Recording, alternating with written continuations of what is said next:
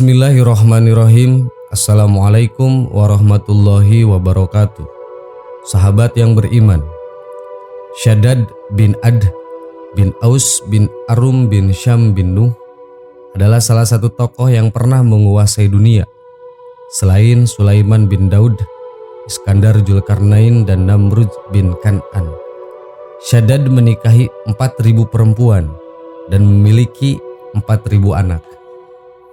Sejarawan Mesir Syekh Muhammad bin Ahmad bin Iyas dalam bukunya yang diterjemahkan oleh Abdul Halim berjudul Kisah Penciptaan dan Tokoh-Tokoh Sepanjang Masa mengutip Wahab bin Munabbih mengatakan bahwa Shaddad bin Ad hidup selama 1000 tahun.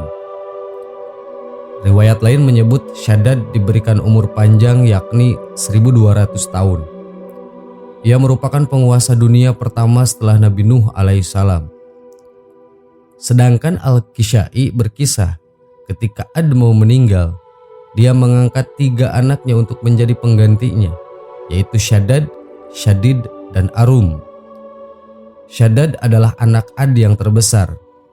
Dia dituruti oleh banyak pelayan karena sesuatu yang dia miliki setelah kepergian ayahnya. Tatkala keagungannya kian bertambah, dia memerangi raja-raja yang ada di seantero bumi, membunuh mereka, menguasai tanah dan tempat tinggal mereka.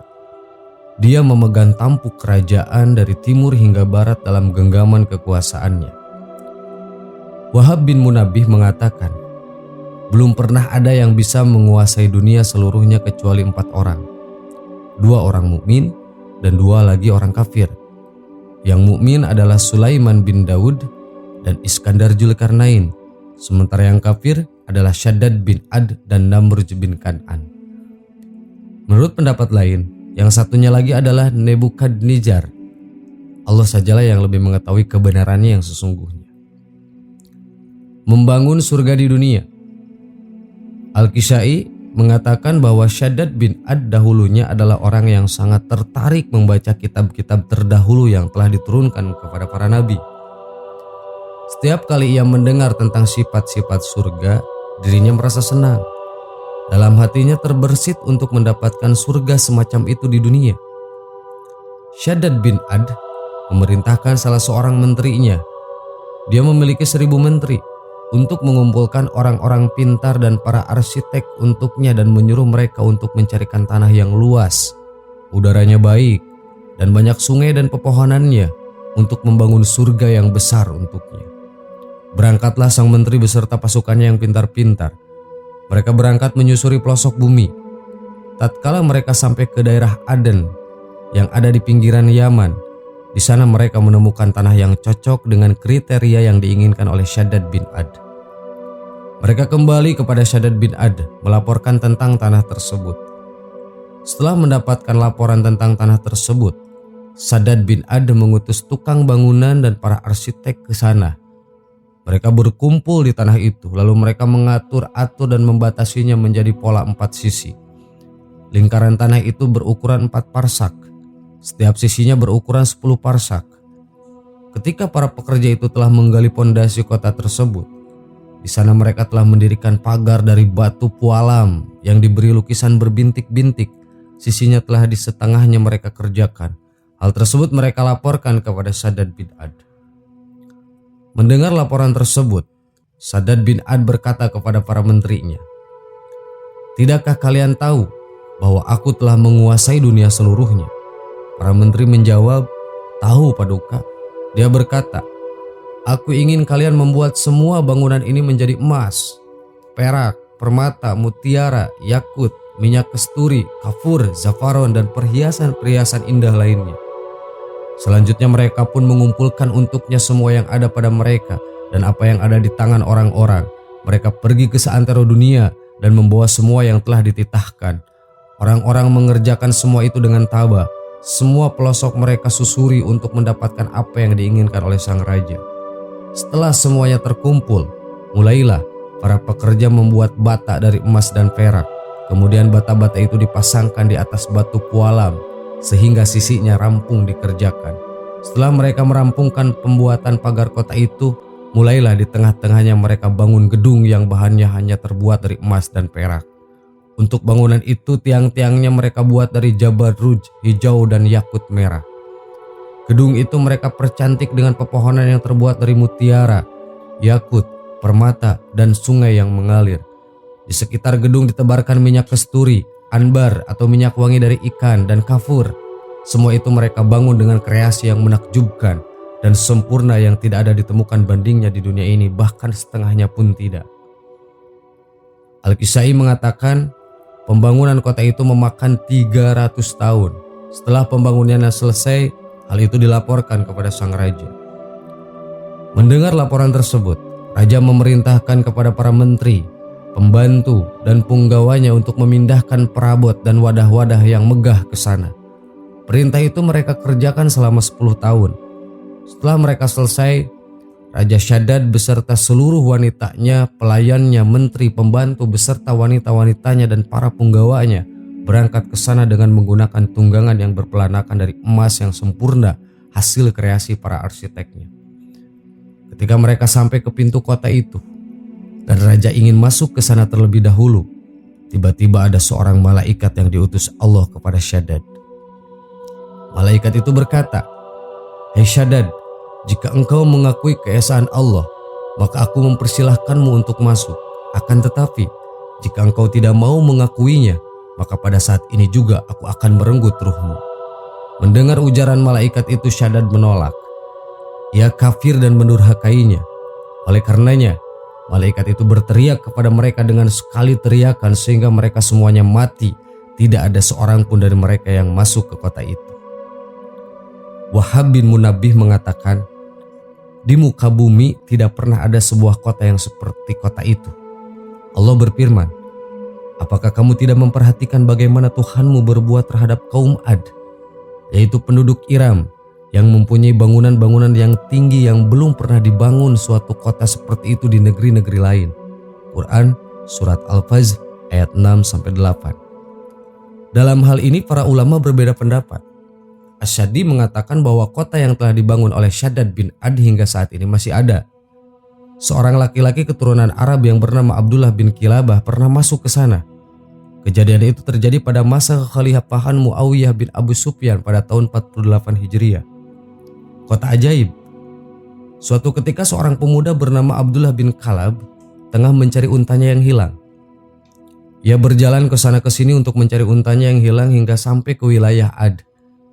Di tengah wilayah yang asing itu, ia menemukan sebuah kota yang dikelilingi parit. Dalam buku Hayatul Qulub karya Syahid Muhammad Bakir Al-Majlisi dijelaskan, Abdullah pun mendekat dan mengira kota itu berpenghuni sehingga ia bisa mencari informasi tentang untanya. Namun setelah mendekat, ia tidak berjumpa dengan siapapun yang hendak di kota itu. Kemudian sampailah Abdullah di gerbang kota itu. Ia turun dari unta betinanya dan mendapatkan hewan itu. Abdullah kemudian mengeluarkan pedang dari sarungnya dan berjalan memasuki kota. Ia melihat dua gerbang lagi yang jauh lebih tinggi dibandingkan yang pertama yang ia ditemui siapapun. Gerbang itu terbuat dari kayu dupa, bertatahkan batu rubi berwarna kuning dan merah, memancarkan sinar ke area sekitarnya. Melihat pemandangan ini ia terpesona. Dibukanya pintu dan ia masuk. Ternyata ia menemukan sebuah kota lagi yang sama berkilau dan sama indahnya dengan kota pertama. Ia melihat sejumlah istana di dalamnya yang dibangun dengan pilar-pilar bertatahkan jamrud dan rubi. Semua istana memiliki jendela dan semua tersusun dari emas, perak, mutiara, rubi, dan jamrud. Gerbang istana ini pun serupa dengan gerbang di kota sebelumnya yang terbuat dari kayu dupa bertatahkan rubi. Lantai istana bertaburan mutiara, misik, dan saffron. Ketika memandang ke dalam dan tidak menemukan satu orang pun, ia menjadi ketakutan. Istana itu dikelilingi kebun yang ditanami berbagai pohon buah-buahan. Sungai mengalir di bawah pepohonan itu. Abdullah mengira taman ini serupa dengan surga yang dijanjikan Allah kepada orang-orang yang soleh. Abdullah pun bersyukur kepada Allah memberinya kesempatan memasuki surga di dunia. Kemudian ia mengambil mutiara, bisik, dan saffron sebanyak-banyaknya. Tapi dia tidak berhasil mencabut satupun rubi atau jamrud dari sana. Ia pun bergegas keluar menuju untanya dan pulang ke Yaman. Sesampainya di Yaman, Abdullah segera menceritakan perihal kota ajaib yang dikunjungi kepada teman-temannya. Dengan cepat, Kisah itu tersebar dari mulut ke mulut hingga sampai ke telinga Muawiyah melalui Ka'ab bin Akbar. Ka'ab pun menjelaskan kepada Muawiyah bahwa kota yang didatangi Abdullah mirip dengan cerita tentang kota yang dibangun Sya'ad putra Ad. Itulah kota Iram yang disebut Allah di dalam Al-Quran dengan sebutan tidak ada kota yang dibangun seperti kota itu. Betapa takjubnya Muawiyah ketika diberitahu ada seorang rakyatnya dari golongan muslim dengan wajah merah, rambut merah, perawakan pendek dan leher ramping dapat memasuki kota itu. Bahkan dapat masuk hanya untuk mencari untanya. Ibnu Babawi dalam kitab Al-Mu'ammirun menjelaskan, Hisam bin Sya'ad berkata, "Aku melihat batu di Alexandria yang berterakan tulisan. Tulisan itu berbunyi, aku adalah Shaddad, putra Ad. Aku membangun kota Jatul Imad. Tidak ada kota yang menyerupainya. Aku telah menggalang pasukan besar dan menaklukkan tanah demi tanah dengan kekuatanku. Dan kudirikan istana-istana Iram pada masa ketika tiada orang berusia tua atau mati. Dan batu-batu seperti bunga. Dan aku tenggelamkan ke lapisan ke-12 sehingga tak ada seorang pun yang bisa menyelamatkannya. Tetapi umat Muhammad akan mengeluarkannya." Letak kota Jatul Imad. Keberadaan Jatul Imad disebutkan dalam Al-Quran surat Al-Fajr ayat 17. Irama Jatil Ibad, yaitu penduduk Iram yang mempunyai bangunan-bangunan yang tinggi. Syekh Wahab Al-Juhaili dalam tafsir Al-Wajij menjelaskan Ad adalah masyarakat Ar-Rumillah yang terletak di Ar-Rubu Al-Khali antara Hadramaut dan Najran di arah timur Jazirah Arab. Nabi mereka adalah Hud. Suatu ketika Syekh Al-Basam ditanya ketika mengajar di Masjidil Haram tentang apakah itu Iram memiliki bangunan tinggi. Syekh menjawab, ia adalah negara Ad. Kaumnya Hud, ia terletak di Ar-Rubu Al-Khali yang dekat dengan Hadramaut dan Al-Ahqab. Itulah yang disebut An-Nufud atau Ar-Rimal yang merupai dengan gunung tinggi yang memiliki liuk-liuk. Sedangkan Syekh Umar Sulaiman Al-Asqar dalam Jubadatul Tafsir min Fathil Qadir menjelaskan, kaum Ad penduduk kota Iram, nama lain dari kaum Ad yang mempunyai bangunan-bangunan yang tinggi, penghuni kemah-kemah yang tinggi. Sahabat yang beriman, itulah kisah Shaddad bin Ad bin Aus bin Arum bin Syam bin Nuh. Semoga menjadi tambahan ilmu buat kita semua tentang sejarah-sejarah Islam. Semoga bermanfaat. Assalamualaikum warahmatullahi wabarakatuh.